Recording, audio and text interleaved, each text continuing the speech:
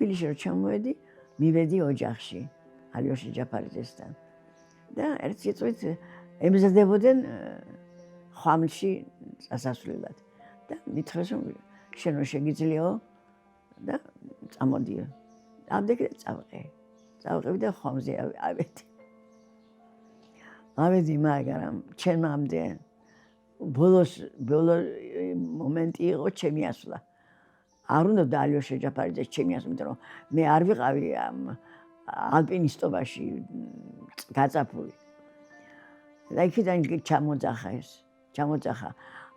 ელენე აბაშიძე არ ამოუშვათ რას ქვი არ ამოუშვა შევხვდი იმაზე თოქზე. არა და ეს თოქი ფრიალობდა ხანიქით მიაწყდებოდა ხანაკეთ მიაწყდებოდა. და ხედავდი რომ რაღაცა ხდებოდა ადამიანი ჩამოკიდებული ხანიკისკენ დავინახავდი იმ ადამიანს ხანაკეთ. ნუ ესე იგი მეც ასეთ მდგომარეობაში ვყოფილი. მაგრამ ავედი ასვლა ადგილი